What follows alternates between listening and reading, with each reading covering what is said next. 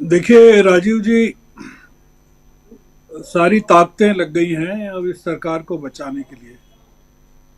और उसमें सी वोटर भी हैं और डी वोटर भी हैं। इसलिए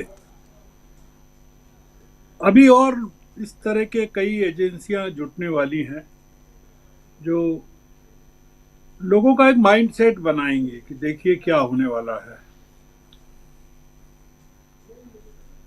लड़ाई जो है बहुत ही क्रूशियल फेज में प्रवेश कर गई है। और ये इसका जो स्लोगन है नागपुर की पूरी रैली का, जो कि बड़ा ऐतिहासिक स्थल है। 1920 में नॉन कॉपरेशन मूवमेंट यहाँ से लॉन्च हुआ था, इसी जगह से। और आपातकाल के बाद जब इंदिरा गांधी ने अपनी सभा वहाँ आयोजित की थी, तो सारी की सारी सीटें कांग्रेस को मिली थी विदर्भ की। सबसे बड़ी चीज ये कि आरएसएस का हेडक्वार्टर है। आरएसएस के हेडक्वार्टर में जाके राहुल गांधी ने चुनौती दी है कि दो विचारधाराएं देश में हैं। और उन्होंने बताया कि दो विचारधाराएं क्या है। आरएसएस के पास हिम्मत नहीं है कि वो इस तरह की रैली वहां नागपुर में करके बताए। देखिए, आपने कहा कि इंडिया गठबंधन की वो बात कर रहे हैं राहुल गांधी। वो करना चाहिए उनको, क्योंकि एक बड़ा प्रयोग है इंडिया गठबंधन का। पर एक चीज मानकर चलना चाहिए कि ये लड़ाई पूरी कांग्रेस को लड़ना है। और इंडिया गठबंधन को साथ लेकर लड़ना है। इंडिया गठबंधन अगर साथ आता है, नहीं आता है, कितने लोग आते हैं।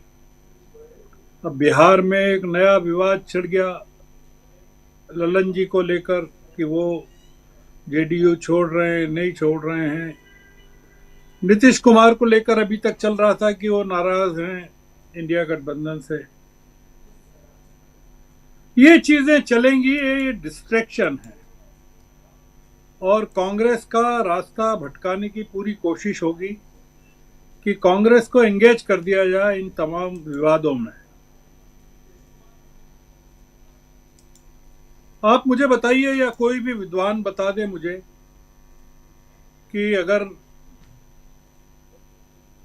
तेलंगाना, आंध्र से लगाकर केरल तक की 150 सीटें अगर निकाल दें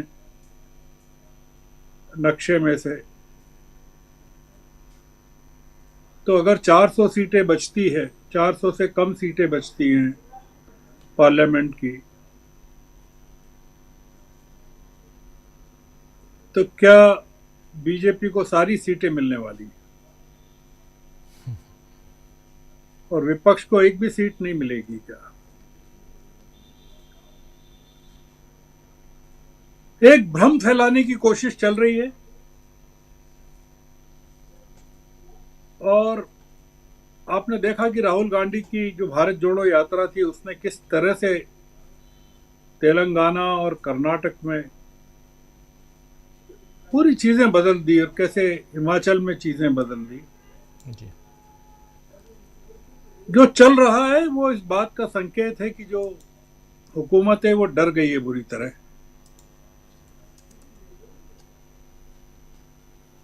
मध्य प्रदेश, छत्तीसगढ़, राजस्थान में जिस तरह से मुख्यमंत्री बदले गए,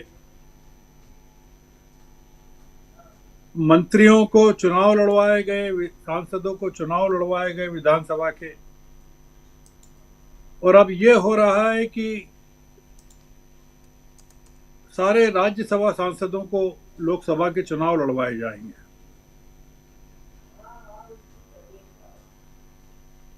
देखिए, एक चीज मैं जो कहना चाहता हूं वो ये कि ये लड़ाई अब बहुत बड़ी लड़ाई हो गई है।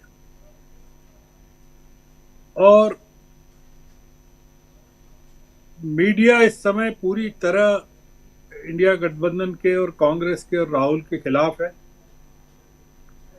अधिकतर मीडिया खिलाफ है। मतलब मैं जो यूट्यूबर वाले मीडिया की भी बात करूं तो वो लोग भी एक संतुलन बनाने की कोशिश में लगे रहते हैं। ये देश के लिए बहुत चुनौती का समय है और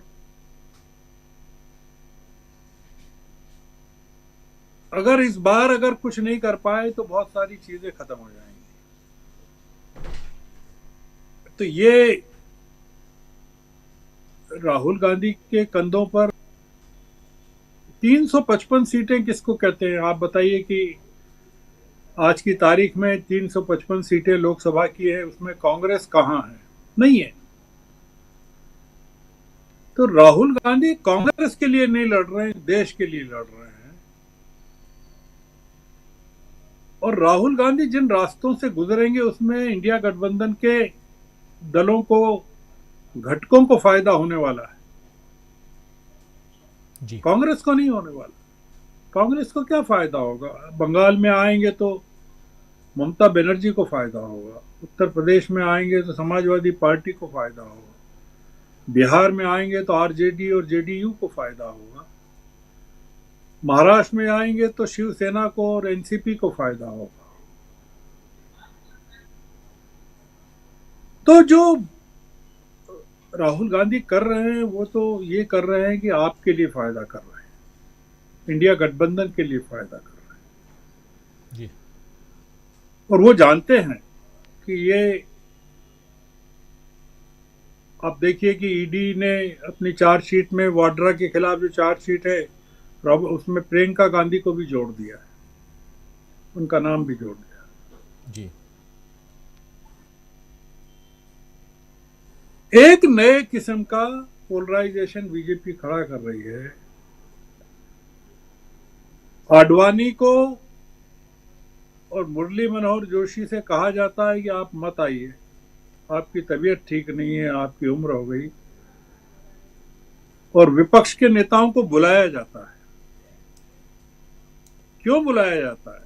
जो आर्किटेक्ट है मंदिर के, बाबरी के विध्वंस के, रथ यात्रा के जो वाहक हैं, उनको तो आप मना करते हैं और जो आपके विरोध में हैं उनको बुलाते हैं।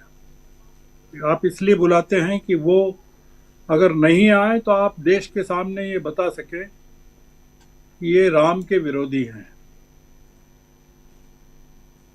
आप ये साबित कर सके।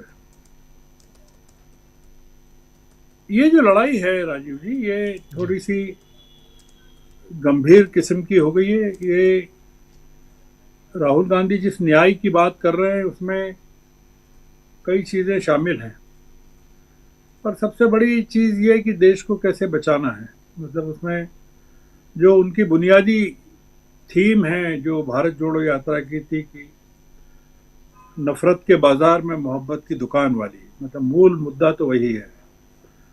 आपने एक यात्रा के तौर पर नाम अलग दे दिया हो, और ये जो हिंदी का पूरा क्षेत्र है, ये तो नफरत का बाजार के बाजार में हम देखा कि किस तरह से 3 राज्यों में कन्वर्ट करने की कोशिश की गई। तो इसलिए मैं ऐसा मानता हूं कि ये जो आवाज निकली है वहां से, नागपुर से, वो शुरुआत हो गई है कि कांग्रेस ने शुरुआत कर दी है। और देखना ये है कि जो एनडीए है उसका जवाब कैसे देता है। एनडीए तो कुछ है नहीं, एनडीए में बीजेपी ही है और तो कोई दल है नहीं। वो जो भी है, सबसे बड़ा दल तो वो शिवसेना से जो टूट कर आया वही है, और कोई दल भी नहीं है, कोई नया दल भी नहीं आया एनडीए में। जो एआईडीएमके था उसने भी वहां से पल्ला झाड़ लिया था जी। और आपने देखा कि एनडीए का एक जो दल था जो मिजोरम में था, उसका तो पूरा सफाया हो गया, मिजोरम में सत्ता से बाहर हो गया जी। तो इसलिए ये महत्वपूर्ण फेज है लड़ाई का, और बहुत सोच समझ के एक खास दिन, कांग्रेस की स्थापना के 139वीं स्थापना के दिन पर नागपुर में, जहां पूरे के पूरे विदर्भ में, मराठवाड़ा में एक आंदोलन चला हुआ है गरीबों को न्याय का, मराठा समाज को न्याय का, रिजर्वेशन का, वहाँ इस आंदोलन को खड़ा करने के पीछे देखिए, आज़ादी की लड़ाई भी महाराष्ट्र से शुरू हुई थी। बम्बई के आज़ाद मैदान से क्विट इंडिया मूवमेंट की शुरुआत हुई थी जी। तो ये जो न्याय की जो लड़ाई है, अंबेडकर के ने जहाँ बौद्ध धर्म स्वीकार किया था, जहाँ से उन्होंने हिंदू धर्म के कट्टरवाद को चुनौती दी थी और आरएसएस के मुख्यालय वाले शहर से दी थी, वही काम राहुल गांधी कर रहे हैं। आप मानकर चलिए कि इनको 400 सीटें नहीं मिलेंगी, मिल भी नहीं सकती, मैथमेटिकली नहीं मिल सकती, लॉजिकली नहीं मिल सकती। इसलिए ये एक भ्रम फैलाने की कोशिश कर रहे हैं। तो उस भ्रम को अगर हम लॉजिकली तोड़ दें, बताएं लोगों को कि ये 400 सीटें कहाँ से प्राप्त कर सकते हैं। वो कह रहे हैं अमित शाह की 10% वोट शेयर बढ़ जाएगा हमारा। उनसे पूछे कि कहाँ बढ़ेगा। आप जहाँ सेचुरेशन पॉइंट पर हैं, मध्य प्रदेश में, छत्तीसगढ़ में, राजस्थान में, उत्तर प्रदेश में सेचुरेशन पॉइंट पर है, गुजरात में, तो आप कहाँ बढ़ाएंगे आप 10%? ये तो बताएं आपकी 10% कहाँ बढ़ाने वाले हैं। बिल्कुल। तो इसलिए ये झूठ बोल रहे हैं, ये झूठ बोलकर सत्ता में बने रहना चाहते हैं। बिल्कुल जी बिल्कुल, आप सही कह रहे हैं। कुछ ऐसे स्टेट्स जो हैं जहां पे राजस्थान, मध्य प्रदेश, छत्तीसगढ़, गुजरात, फिर उधर बिहार में भी जेडीयू के साथ में इनका गठबंधन था और मैक्सिमम 39 सीट्स